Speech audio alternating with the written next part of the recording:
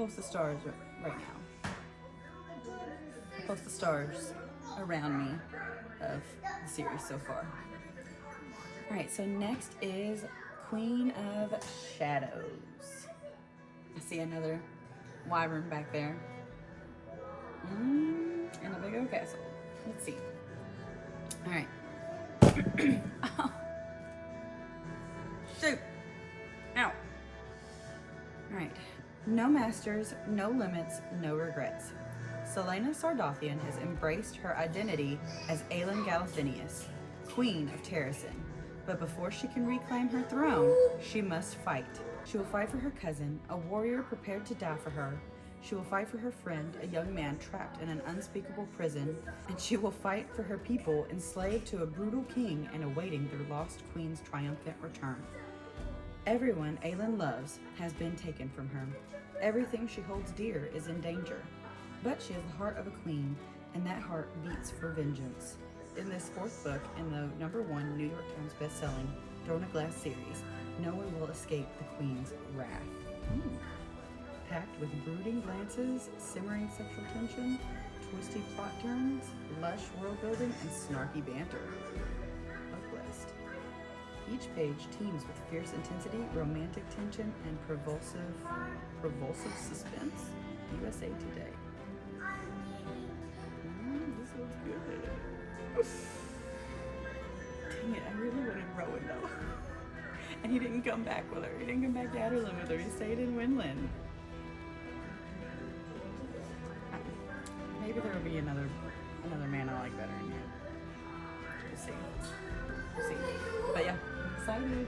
I am officially halfway done with this series. So, let's get started on the Queen of Shadows. This one is a chunker. So it's got 89 chapters, and it's 645 pages, 89 chapters. But after this one, I get to do the tandem read. So hopefully I'll fly through this one too. Hopefully I get through it fairly fast.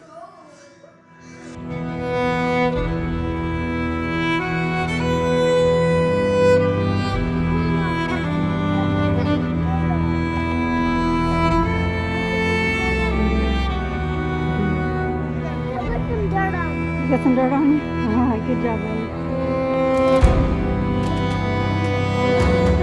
Come on, Mommy, run! Run, Mommy, run!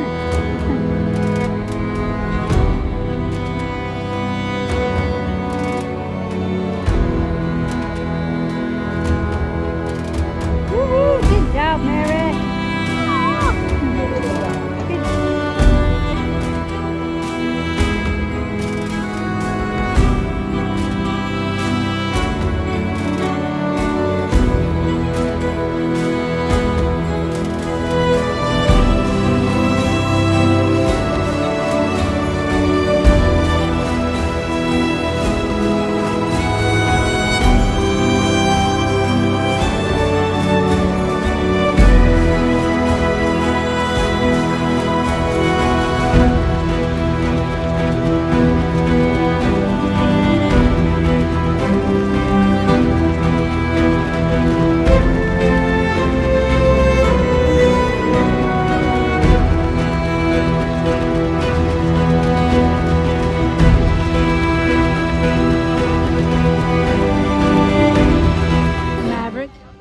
What are you?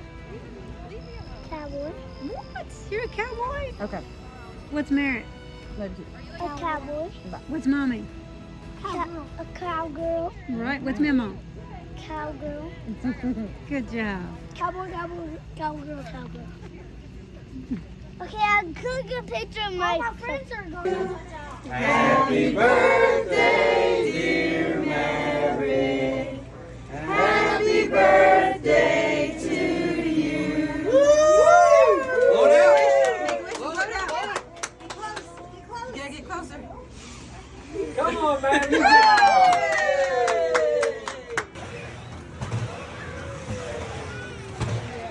Hey guys. So late last night, I finished Queen of Shadows, and I absolutely loved it. I gave it 5 stars. So much happened in this book. I don't know. I'm speechless. So much happened that I'm like, we've got 3 books left. What the heck is going to happen in those? So yeah, I loved it. I really enjoyed it. So of course we are following Elena, and she is going by Elena now. Or no, she's not going by Elena Morgan. She's going by Aelin. We're following Aelin Galathinius, and she is back in Rifthold, not Riften, Rifthold, and she seeks out Arabin, and she finds KoA meeting with Arabin, and he's like, that's suspicious. And so she meets with Arabin, and Arabin tells her that the king has captured Adian. And so, of course, she's like, I gotta get him. I gotta save him.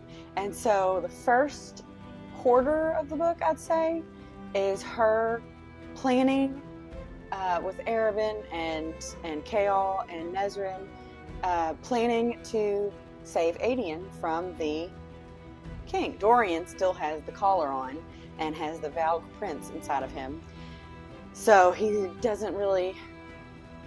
really react to what's going on around him. They figure out a way to get in there and save Adian. So much happens that I'm like, how do we have that many books left? But so she saves Adian, and then they're walking down the street one day, and out comes Rowan, and I was like, yes! I literally texted my sister-in-law. I was like, Rowan's back! I'm so excited. So she gets Rowan back, and him and Adian kind of butt heads. He gets over it, but you know, the next thing is to kill Arabin, and so yeah. They do. They kill him. They kill Arabin. She lets Lysandra do it. And her and Lysandra actually become friends in this one, which is really cool because we saw how much they were not friends in Assassin's Blade.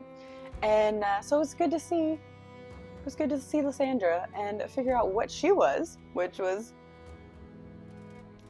super cool. So yeah, she finally gets the job done, kills him, and then had secretly rewritten his will and got everything and pissed everybody else off and ended up selling it to them. So she made all kinds of money since she was technically his heir anyway, so it should have went to her. You know, when she kills Arabin, she gets the word key that he had stolen from her, the Amulet of Orinth. And so she gets that and has a replica made. It turns out that the ring that she found in Goldrin protects you from the Valg. And so they use that later on in the story to help Dorian. They trade the replica of the word key to Lorcan for the ring. So after Arabin died, somehow he had known that her and Lysandra had become close. And so he told the king what she was. And so the king sent his men and captured Lysandra and were taking her to the witches. And they were meeting in Oakwald Forest. The king and Dorian bring Lysandra to Manon and her grandmother. And Manon and Dorian are kind of filling each other up, you know what I mean? Like, sizing each other up, I guess is the right word, not filling, sizing each other up. While everybody is preoccupied, they break into the wagon and get Lysandra. Everybody, the king's guards don't even, the king's men don't even notice, and the king doesn't notice, nobody notices, and they get away into the trees. Well, once everybody leaves from that little meeting, KoA gets it in his mind that he's going to go and kill Dorian and, you know, put his best friend out of his misery. And so he goes to where he thinks he hears the king's party going through the woods. Well, it turns out to be the witches. And he had made a wrong turn, and it turns out to be the witches. And so he gets captured by Manon, and they realize, and they make it in time before she leaves. Manon and Aelin have a little standoff, and they're kind of like taking blow for blow, but Aelin is able to defeat her and when a temple collapses on top of her. Aelin sees Manon, stuck in the temple, and she's like, I can't do that. And so she goes back and she saves Manon and brings her across. And then Manon blacks out, passes out. And when she wakes up, they're gone. And she's like, damn it, now I owe her a life debt. Which Astrid tells her story. And oh my gosh, I cried. The whole Manon story, like with Elodie and them taking down a third of Morath and then Caltaine blowing everything up. It was just so much happened.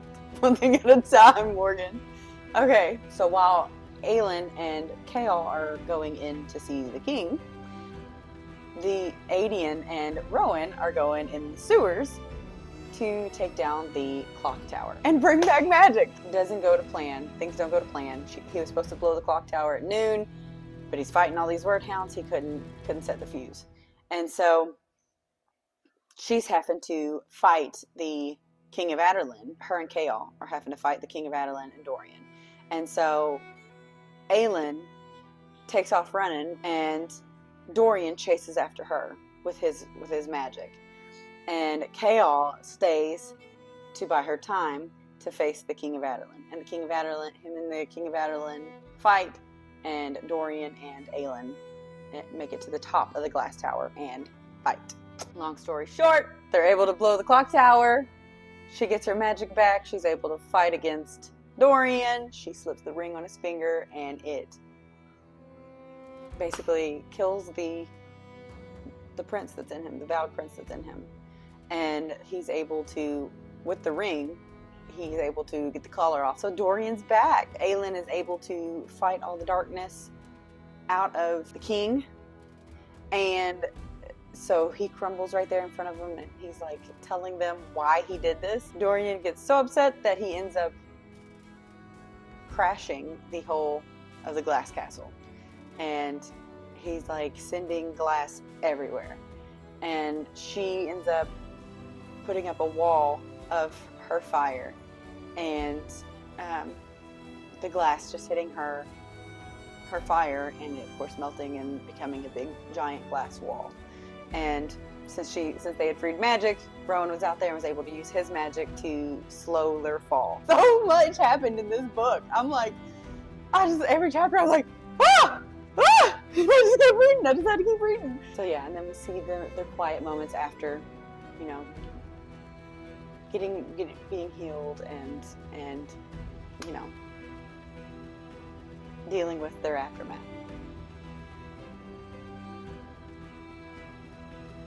This was so wild.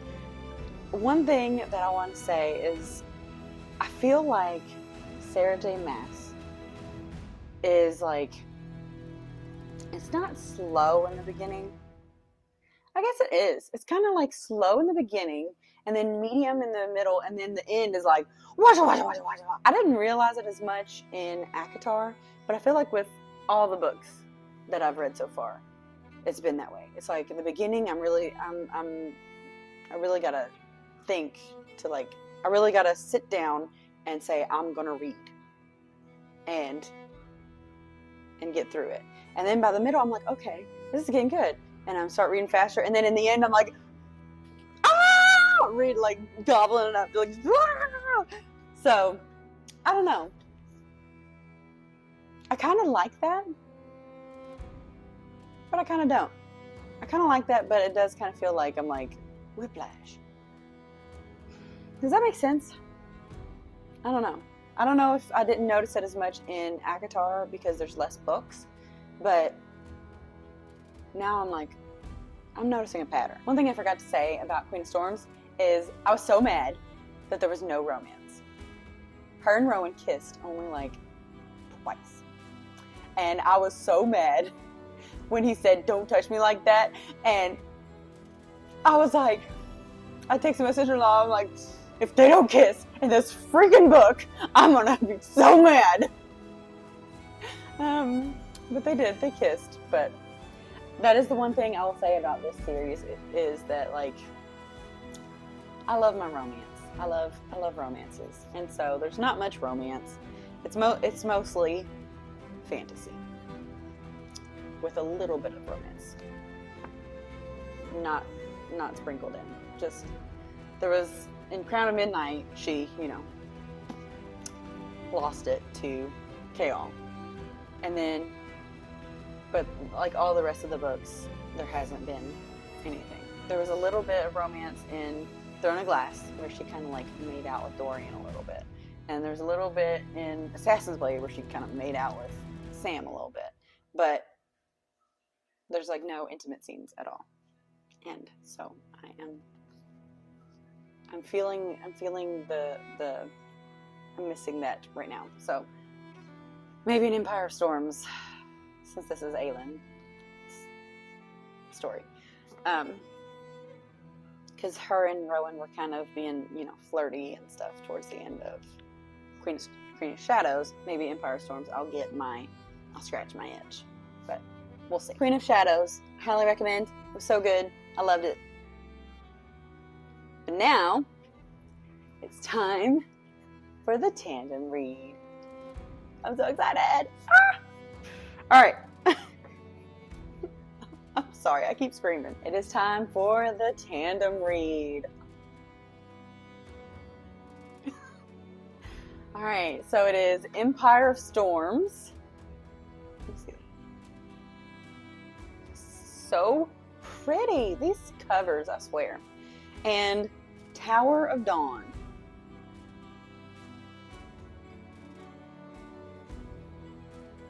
That's pretty cool.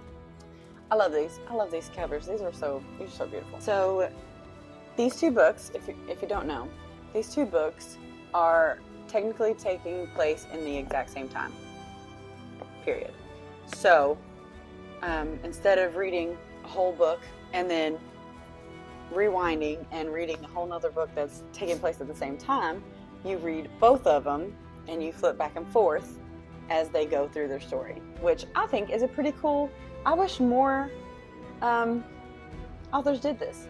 I was telling my sister-in-law that that's one thing that has kept me from reading, what is it, Soul of Ash and Blood, is because it is Castiel's point of view of the first book of From Blood and Ash. So, from what I've heard from a lot of people, is that it's literally like a retelling of From Blood and Ash, but from Castiel's point of view. So, if somebody came out with a tandem read for that, I might actually read it. But I kind of don't want to read it again. I don't want to read that from his point of view. I don't know. It's been so long since I've read From Blood and Ash that it might not bother me as much. But, yeah. So, if somebody would figure out how to tandem read that, I would much appreciate it. Or if somebody has, comment below. Tell me if somebody has already figured out a tandem read for that. But yeah. So, let's read the backs of these. And then I will go through and put in my tabs. I'm so excited. Why am I so excited for this tandem read? Okay. Okay. Only the greatest sacrifice can turn the tide of war. And this is Empire of Storms. The long path to the throne has only just begun for Aelin Galathynius as war looms on the horizon. Loyalties have been broken and bought, friends have been lost and gained, and those who possess magic find themselves increasingly at odds with those who don't. With her heart sworn to the warrior prince by her side and her fealty pledged to the people she is determined to save, Aelin will delve into the depths of her power to protect those she loves. But as monsters emerge from the horrors of the past, dark forces stand poised to claim her world. The only chance for salvation lies in a desperate quest that may take more from Aelin than she has to give. A quest that forces her to choose what and who she's willing to sacrifice for the sake of peace. Kingdoms collide in the fifth book in the #1 New York Times bestselling Game of Thrones series. Tightly plotted, delightful escapism. Exhilarating, there is never a dull moment. So that is Empire of Storms. And Tower of Dawn. A glorious empire, a desperate quest, an ancient secret. KoA Westfall and Nezrin Falik have arrived in the shining city of Antica to forge an alliance with the Kagan of the southern continent. Kagan? I'm going to say Kagan. Whose vast armies are Aurelia's last hope. But they have also come to Antica for another purpose, to seek the healing powers at the famed ToD SPOILERS. I don't know how you pronounce that. That's just how I say it. Irene Towers has no desire to help the young lord from Aderlin, let alone heal him. Yet she has sworn an oath to assist those in need, and she will honor it. KoA, Nezrin, and Irene will have to draw on every scrap of their resilience to overcome the danger that surrounds them. But while they become entangled with political webs, long-awaited answers slumber deep in the mountains. Answers that might offer their world a chance at survival or doom them all. The search for allies extends to a new land, and the final battle looms in the 6th book of the #1 New York Times bestselling Throne of Glass series. Turns a corner from sprawling epic to thrilling psychological fantasy. What? Oh my goodness. Okay. I'm so excited. All right, I gotta get these done. All right, let's tab them up.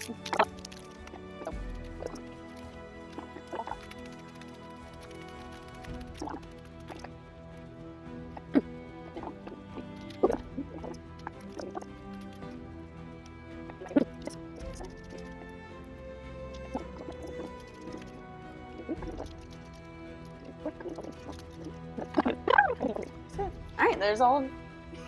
Look how bad that looks! More...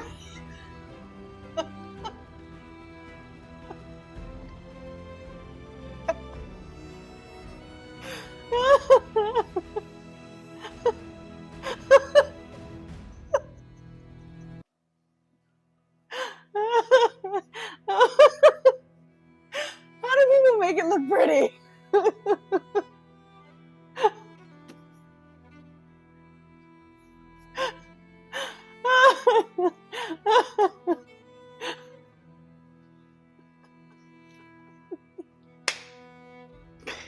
Oh. Oh.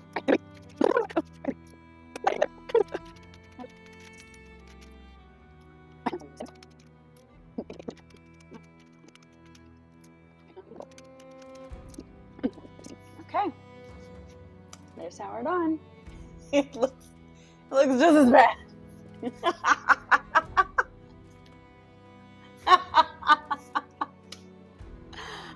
Oh man. That's pretty funny. I don't even know if you can tell on the video, but we're gonna do the tandem read. Yeah. Yeah.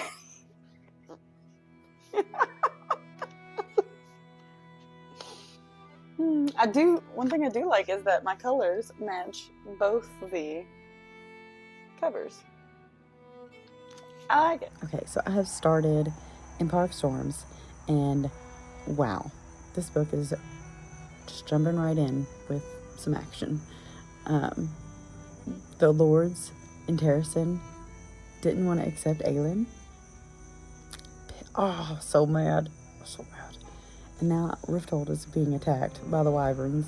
So it's like, whoo, and I'm only on chapter 6. Jumping right in. I like it. I'm here for it. Okay, so I just got to the part in Tower of Dawn where Irene and KoA were both open with each other about their past. Both opened up to each other, and it was right after he had went to the Torah with her and helped the other girls learn self-defense.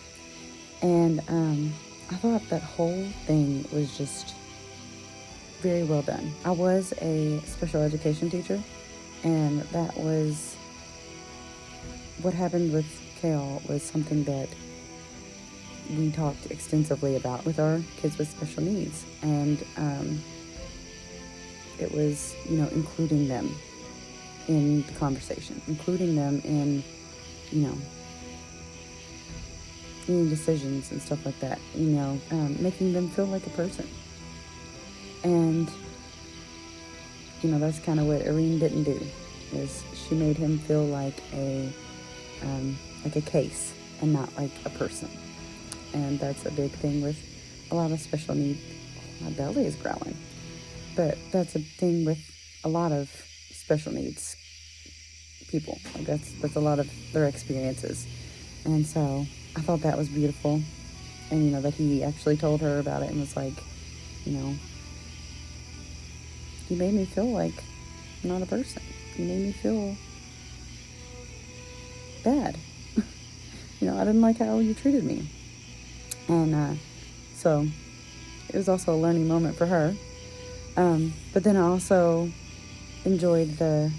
liked how they both opened up to each other. She opened up to him about why she's so cold to him, which, helped him understand her a little bit more. And then he opened up to her. They agreed on the way to the Torah that they would do, like, information for information, and they kind of did that. And all of a sudden, he's wiggling his toes. I'm like, I'm so excited. But yeah, I just love that little section. I love the, because, mind-body connection is a real thing. And, so I like what Sarah is doing in this story. I like the stuff she's talking about in it so far. I think I'm 200 pages in, and I'm liking it a lot. Side note, I love that Irene is using hippotherapy to help with Kale's legs. I love it.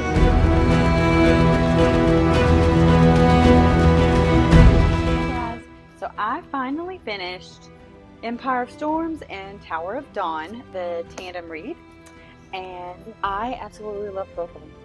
And I loved the tandem read itself. It felt very similar to Air of Fire and Queen of Shadows, like the jumping back and forth between storylines. But it was two whole books worth. But I really liked it. And I definitely recommend doing the tandem read, because it was really cool to see something happen in Empire Storms, and then a little while later they finally get the news or the information in Tower of Dawn. And it was really cool to see, how these are happening at the same time. And then you get like a little tidbit of information from Tower of Dawn, and then they don't know it yet, but you do, and then they are battling with this person, and you're like, you guys, you want to scream to the characters in the book the information that you know because you read it in Tower of Dawn, but they haven't found it out yet. So it was really cool. It was a lot of fun. I know I see a lot of people that don't do the tandem read, and they struggle to get through Tower of Dawn. But if you do the tandem read, it would just make it so much easier. Like, it would make it so much better. I know it's a lot. It was a lot carrying 2 books everywhere, because it is, like, for the most part, it's a couple chapters here, a couple chapters here, a couple chapters here. Sometimes it's only 1 chapter here and then 1 chapter there. There's bigger sections, but for the most part, it's like a couple chapters here, a couple chapters there. So you kind of got to keep both books close, so that if you get to the end of that section, you can switch over to the other book. But I loved it though. It was fun to be like, okay, now I'm at this, I gotta go back over to this book. And I don't know, I just think things like that are fun. You guys see how many bookmarks I put in my books anyways, so hitting each of those little tabs was like a dopamine hit, and it was really fun. I don't know, I really enjoyed it, and I 100% recommend the tandem read. I think, in my opinion, that's the only way to read these 2 books. Yeah. Okay, so I'm gonna start with Empire Storms. So Empire Storms is the one you start out with. You read, I think, like the first 5 or 6 chapters of Empire Storms before you switch to Tower of Dawn. And this follows our main storyline. So Aelin, Rowan, Adian, Lysandra, Manon, Dorian, the 13, and then Lorcan, and I am on a Throne of Glass group and found out that I was saying her name wrong the entire time. I was saying it Elodie,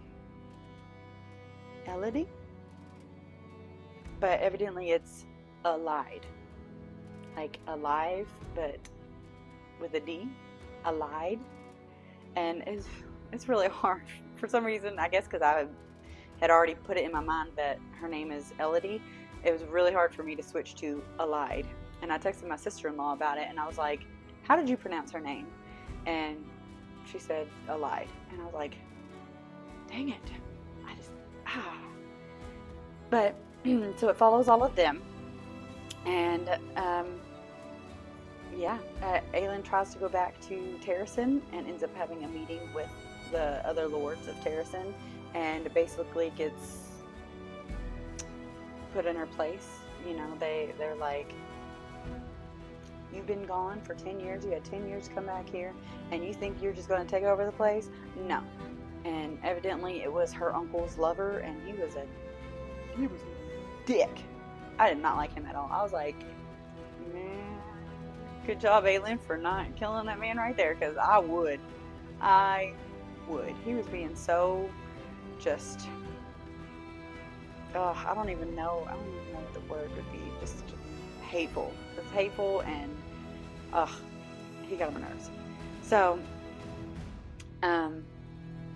they have that terrible meeting with the Lords of Terrasen, and the Lords of Terrasen basically say, if you come and you try to take Terrasen without our approval, we will see you as a traitor, and we will attack. We will fire on you. Like, we will kill you, and no one will respect you as the leader of Terrasen.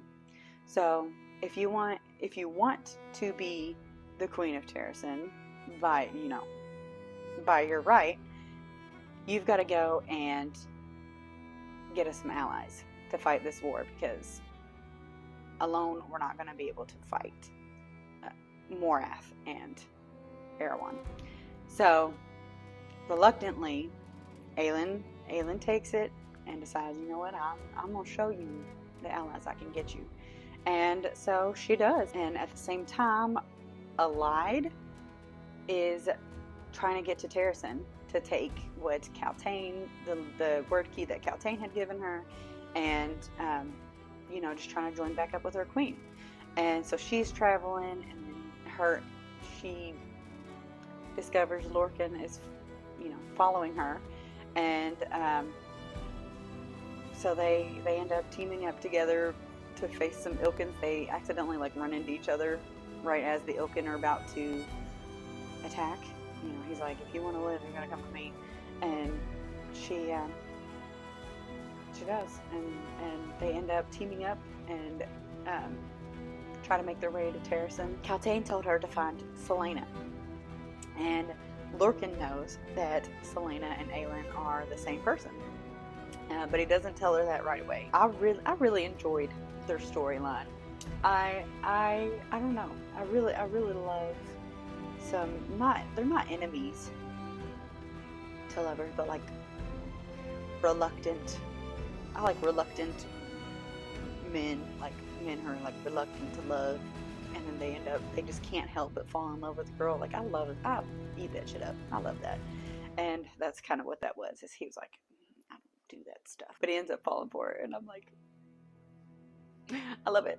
But so they end up finding out that Aelin isn't in Terrasen. I forget how they figure out where she is, but they end up just going south, and they finally find them on the stone marshes. And they find out that in order to combine the keys and seal the gate, she's got to find the lock and so nobody had ever told her about a lock, and so she finds out that the lock is in the stone marshes. Oh, this part broke my heart.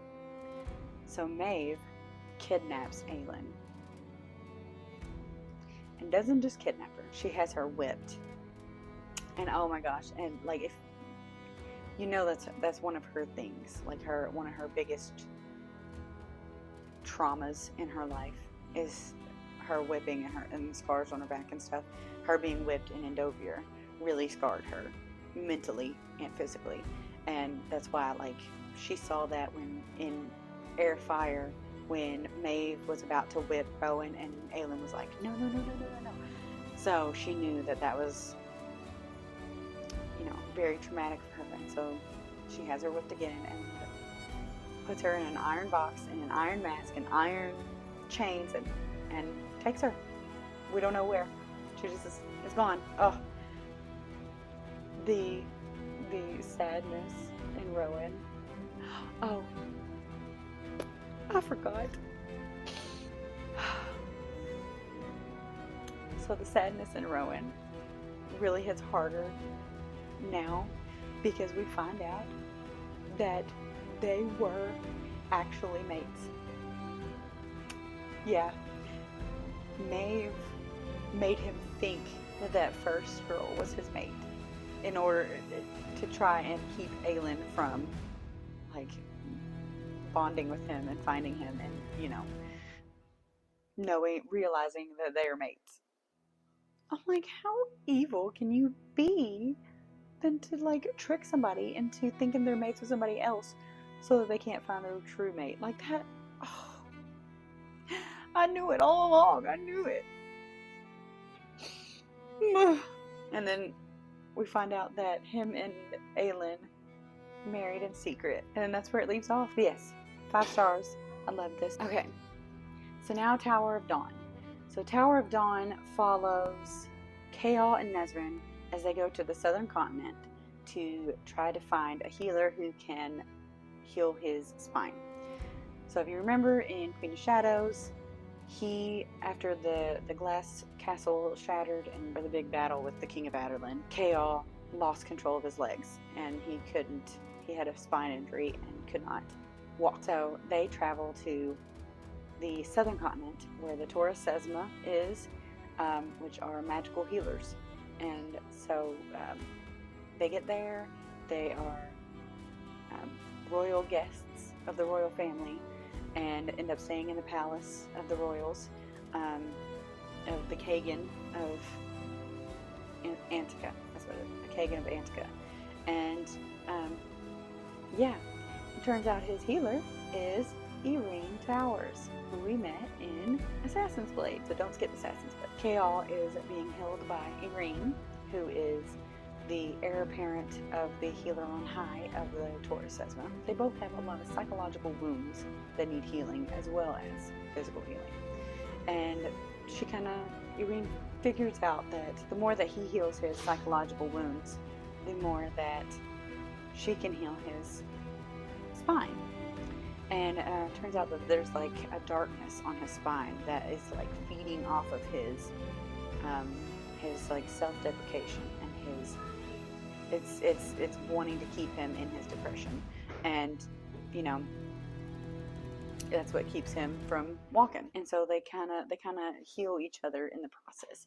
And I love, that's one thing I loved about this story, is the physical healing, the psychological healing, and you know, it was beautiful. I loved all of their scenes. And then Nezrin is she befriends one of the Kagan's sons, and he is what's called a ruck rider, which are these giant birds, giant eagles that have like a fleet, kind of like the witches and the wyverns, but they're eagles. And so she befriends him, and he takes her riding on her ruck, and she loves it. So she feels at home there. She feels like she's found her home. And he takes her back to his hearth family, and it's all the ruck riders, the ruckin. I call call him Rakin. I don't know if that's how you say it, but I think of it like the Rohirrim of Lord of the Rings. And, you know, there's some tussling, chaos goes down. So the whole time they're trying to talk the Kagan into sending his armies. And he's like, I don't know about that. Sartak, of course, wants to send the Rakin anyways. And then Cashin, another one of the sons, he is a horse lord leader. And so he definitely from the beginning wanted to send his horse riders. And I forget what they were called. Dargan? I think that's what they were. But the Kagan was reluctant to send his army. Hassar finally decides to send her armies too. So they've got the Rakin, the Dargan, Hassar is the fleet. So they got Hassar's fleet, Cashin's Dargan, Sartak's Rakin, and then I think the Kagan's like foot soldiers. If you were to read these alone, I feel like it would be like backtracking, and this would be like a filler book. But reading them together feels like it doesn't feel like that. It just feels like a continuation of the same story, and it just feels like Queen of Shadows and Heir of Fire, like how they went back and forth between storylines. That's all it feels like. So I gave this one 5 stars too. I loved the healing, representation in here. I loved that storyline, and her coming to peace about working on a man from Adderlin and then falling in love with him and stuff. It was just, I loved it. I really, this one gave me like the feels, like this one was like the warm and cozy, and then this one was like the action pack. Like there was action in this one too, but most of it was about his healing and stuff, and I really enjoyed it. Like I said earlier, I liked how something would happen in this book, and then you'd get the information a little bit later in this book. I like that. I like the interconnected. It was really fun. It was a lot of fun. So 5 out of 5 for both of them. 5 out of 5 for both of them together. 100%. If you were gonna read this series, 100% do the tandem read. I know it looks rough. It's it seems like a lot, but do it. It's so worth it. 100% worth it. If somebody says that they're not gonna do the tandem read, I'm gonna say, I don't think that's a good idea. I highly recommend do the tandem read. All right, we are 7 out of 8 done. Oh! And because I'm a nerd for numbers and such and data, it has taken me about a week per each book. Maybe less for the front ones, but overall, that's what it's been about. It's been about 7 weeks since I started, and so that's about a week a book. So, just fun fact. Okay, so next is Kingdom of Ash. Woohoo! I'm so excited. This is the last book, and it is a hoss. Look at that. It's almost 1,000 pages. It is 980 pages, and let me see, 121 chapters.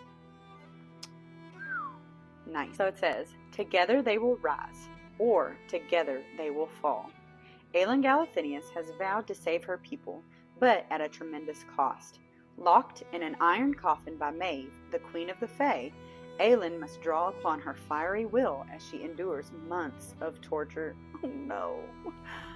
The knowledge that yielding to Maeve will doom those she loves keeps her from breaking, but her resolve unravels with each passing day. No, oh my gosh. Oh no, I'm so scared about this book. With Aelin captured, her friends and allies have scattered. Some bonds will grow even deeper, while others will be severed forever. Oh no. Oh, this book is going to break me. But as destinies weave together at last, all must stand as one if Aurelia is to have any hope of salvation. Sarah J. Maas's #1 New York Times best-selling Throne of Glass series draws to an epic and explosive conclusion as Aelin fights for her life, her people, and the promise of a better world. A worthy finale to one of the best fantasy book series of the past decade. Time magazine. Wow. I'm so nervous about this. I'm so nervous because this one we're gonna have the great final battle for the world, and I'm just I'm so nervous. But let's get started. Have fun, Barrett. Yeah. What about you, Daddy? What about you, Daddy? Sit it beside that box in that hole. And look, the key to coming Oh. back here is this. Jumped again back there. Listen, it can't be loud back here. But the good thing about back here is there's no wind. And be careful of the trees. Okay, so excuse me laying on the couch, but I just got to the part where Lorcan is lost on the battlefield and the dam is about to break, and they see Allied running to go find him. And they're like, oh well, you know, we gotta lose some people, but, you know, if we go out there, we're gonna die. Why can't Rowan go out there? He can turn into a bird. The dam breaking won't do anything to him. He could go help spot him so Allied could find him quicker. Instead of her running out there blindly looking for him, Rowan could go and have a sky view of where he is.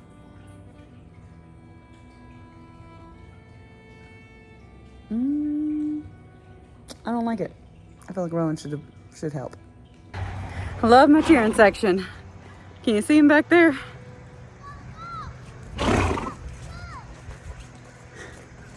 They're back there going, Mommy! Woohoo! Go, Mommy! There you go.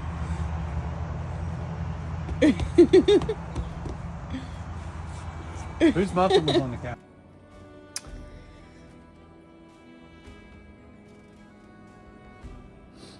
So, all I'm gonna say,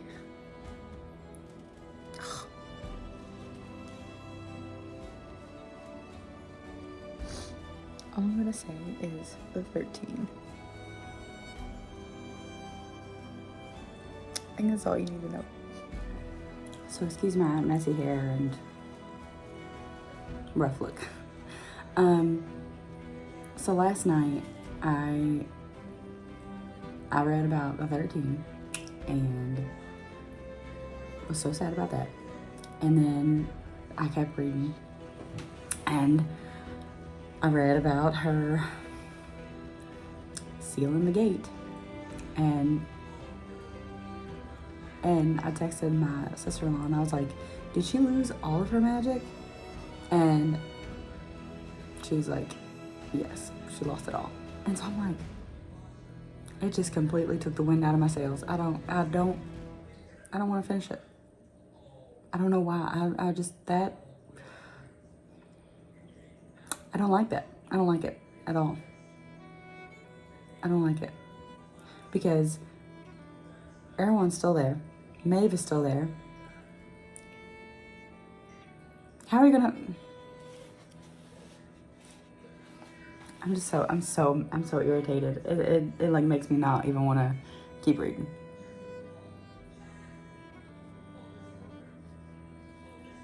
It makes me not want to. I'm trying to read right now, and I don't care. She didn't have her magic. I don't care. I know it's not how I should be. But all this time,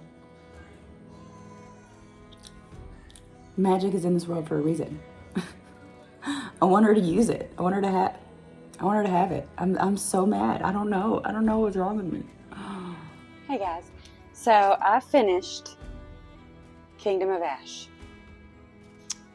and I gave it 4 stars. I gave it 4 stars, so let's talk about it. Some things that I loved about this book was that I loved the characters, of course. I loved their relationships and stuff, and the 13 sacrificing themselves to save everybody. It brought tears to my eyes, and I loved that. I loved that this book could do that to me. And even like my husband was like, "Are you crying?" And I wasn't like crying, like boo-hoo crying, but I had some tears in my eyes, and was like choked up.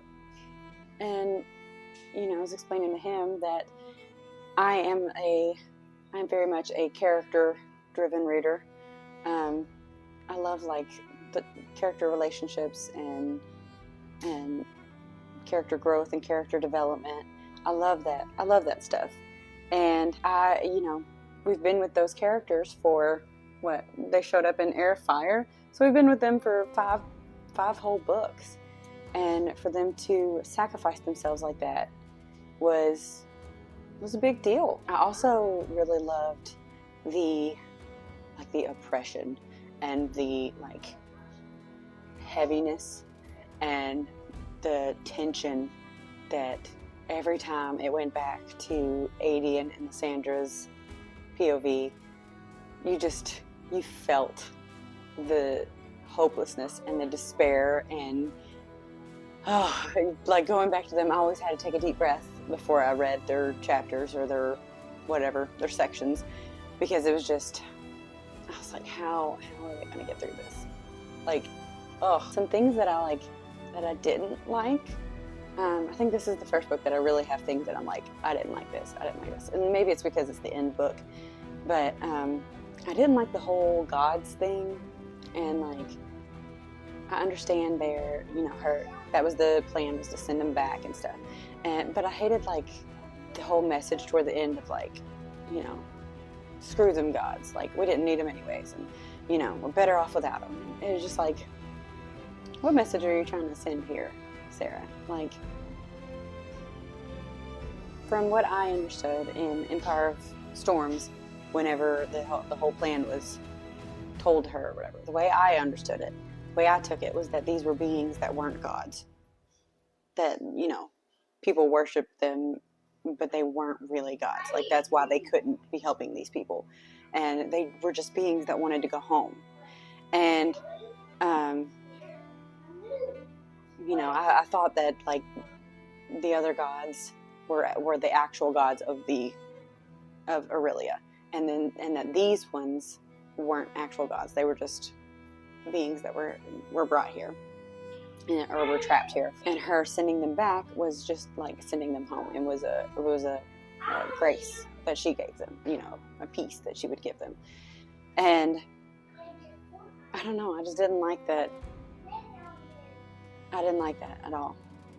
It really was and then I also didn't really understand her bargaining Erewhon for Alina, because Alina and Erewhon were both supposed to go with those beings back to wherever they were, or on the other side of the Word Gate. They were both supposed to go back. So what was she talking about, Erewhon for Alina? They weren't leaving Alina. They were taking Alina with them too, and they were taking Erewhon with them too. So I don't understand. I don't understand. She wanted them to leave Erewhon? Okay. So from what I understood was that when she closed the gate, Erewhon, Alina, and her would all go with those beings, because they were, she knew she was going to have to give her life for it. Nameless was the price. So she was going to have to pay the price. So she was going to have to go. And they were going to be taking Erewhon with them, because that's what they said. Alina ruined the plans, and because that was the plan during Alina's time, was that Erewhon, she was supposed to close the gate, and Erewhon was supposed to be gone, supposed to go with him.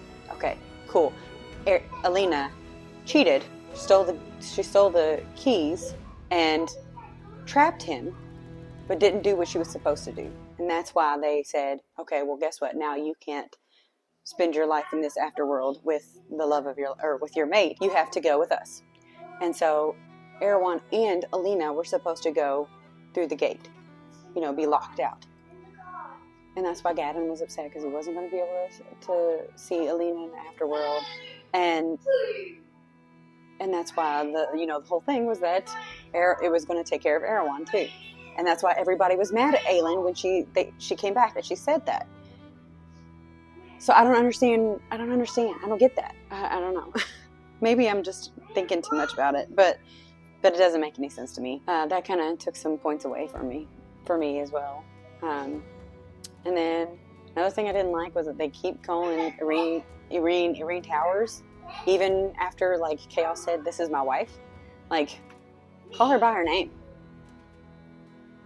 That was just like a little pet peeve. I'm like, every time it would say it, I'd be like, it would be like jarring to me because I'm like, that's not her name anymore.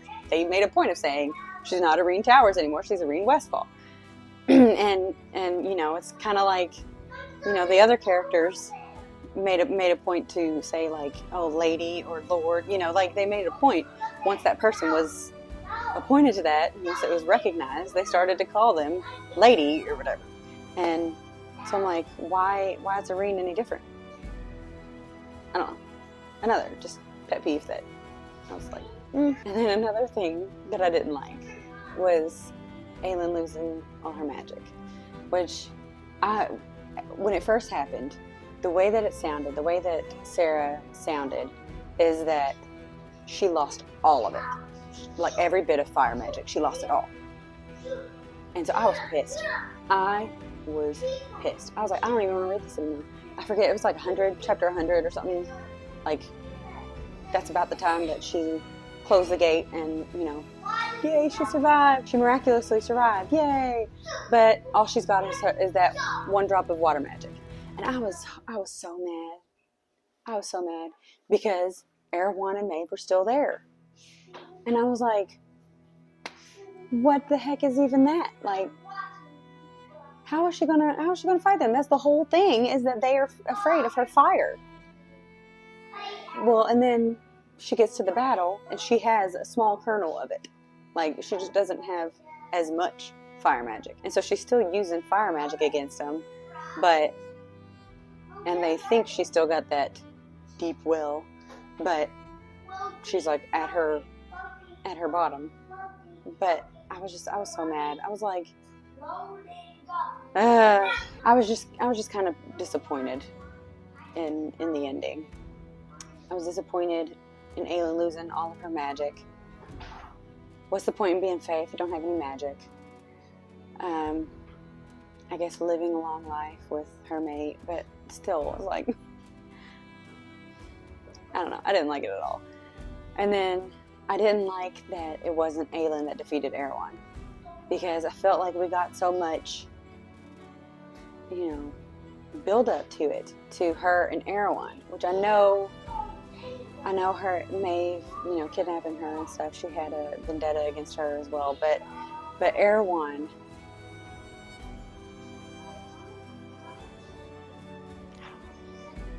has been her, you know, she's had 10 years to be mad at Erewhon. Or 10 years of pent-up anger to, you know, from Erewhon, basically. And then she just, like, relinquishes it, which I would have been fine with it if it would have been her idea. If she would have said, kind of like her and letting Lysandra kill Arabin, it was her idea, and she said, you know, I'm gonna give you the, you know, the chance to do it. I wish it would have been that instead of Allied coming up with it, you know. I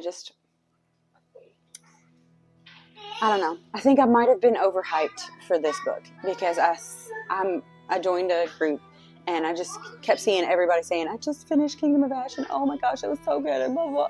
And you know, I don't know what to do with myself now that this book is over and blah, blah, blah. And I'm just like, okay, it's over. I'm done.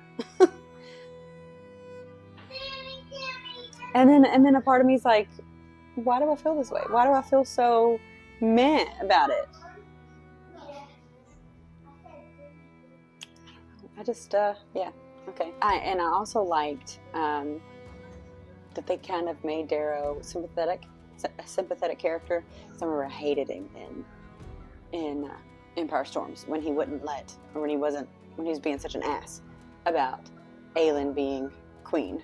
And, you know, they kind of made him an ass in here too, stripping Aiden of his status, you know, being the general, and just he was just being an ass. And so, but I liked that it was because of Terrasen. Like he loved his country, and he probably was an asshole. Like, that's probably, you know, some people are just assholes, but he loved his country, or he loved his people, and I can respect that. I can respect that. And when the time came, he ceded his rule to her, and, you know, recognized her and recognized Lysandra, and, you know, yeah, I liked that. I liked that. It was a good ending. I liked the ending. There were just certain things that I didn't like. Certain things that I felt like were set up that didn't get paid off. You know, I don't know. And then, of course, the messaging. I don't know what else to say. As far as the series as a whole, let me just set it there. As far as the series as a whole, I feel like I really enjoyed the series.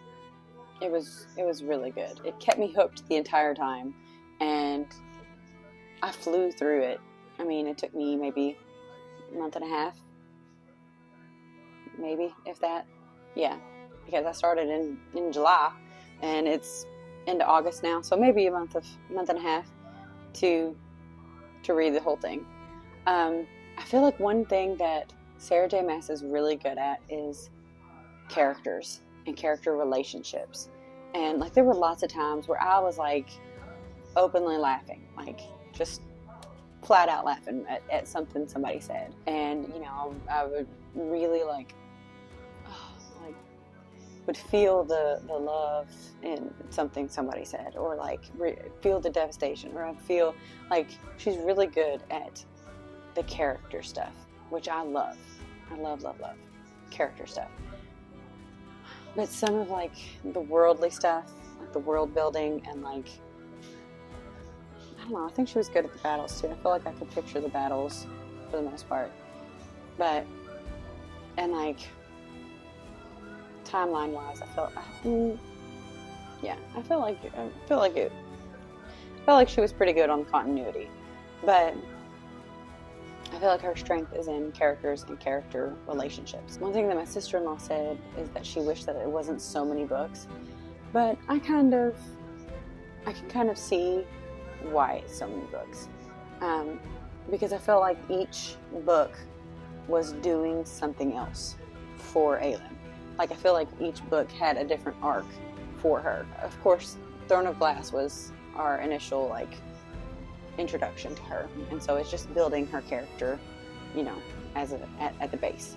And then Crown of Madness is kind of her, you know, building herself outside of that, realizing that she has a bigger role to play in the whole grand scheme of this whole thing.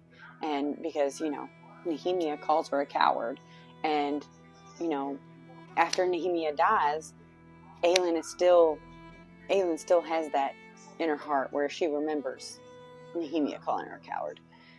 And so it's kind of her taking accountability, or taking ownership of the part that she has to play in this whole series.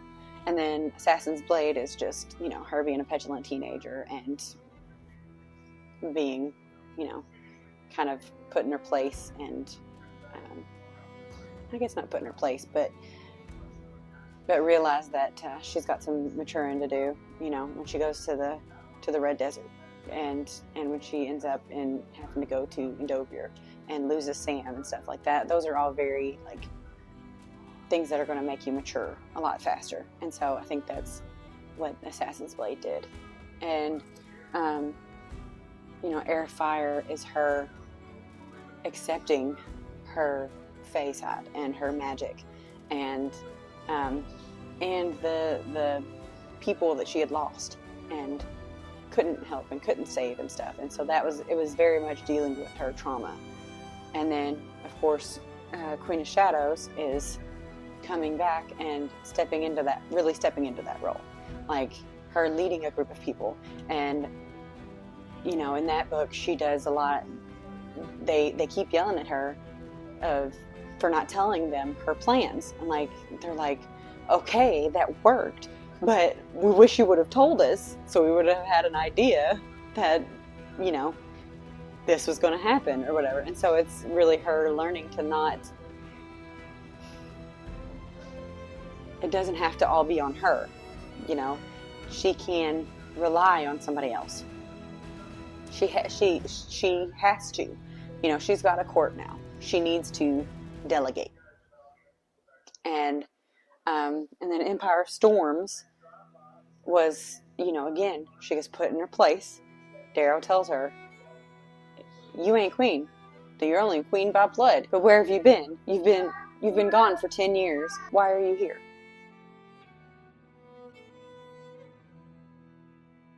And then Tower of Dawn was, of course, KoA and Irene. And that one, I think, could have been a little bit shorter. And then, of course, Kingdom of Ash was the culmination of everything. So as a whole, I understand why it's so long. I did. I love the series.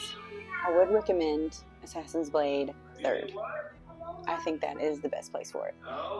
Like I've said multiple times, I feel like if I would have read it first, I wouldn't have liked Aelin. Or Selena, as she was in that. I felt like I wouldn't like her because I didn't like her characterization in Assassin's Blade. But reading the 3rd, you've gotten the reveal that she is Aelin Galathynius. And so you're seeing her as this, you know, secret princess. And, you know, she is being a petulant teenager, and it kind of like adds to the you know, in my mind, it kind of adds to the thing that, you know, she's got a month to travel over the sea to get to Windland. And so it kind of adds to that, believability that she's been on this long journey. And while she was on this long journey, she was thinking about these past stories. And so we're getting flashbacks of them. I don't know. But, and then of course, I 100% recommend the Tandem read. That, in my opinion, is the only way to read those two books. Read them both together. Do the Tandem read, because it was really cool how you'd find something out in one, and then, you know, it would tie into the other one, or, you know, something would happen in Empire Storms, and then they you know, a little bit later they finally get the news that this happened, and it was really cool. I loved it. I 100%. If you're going to read the series, do the Tandem read. If you want to read Assassin's Blade first, fine. I wouldn't recommend it, but fine. But do the Tandem read. Do it. Just do it. Yeah. All right. So as a whole, I think I would give this series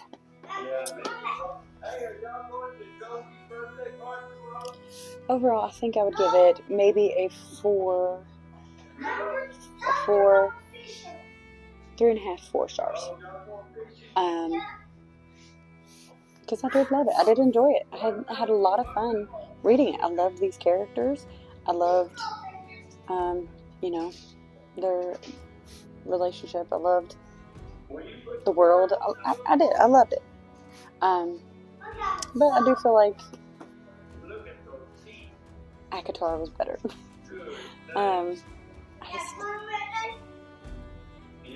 I would definitely recommend this for new adults.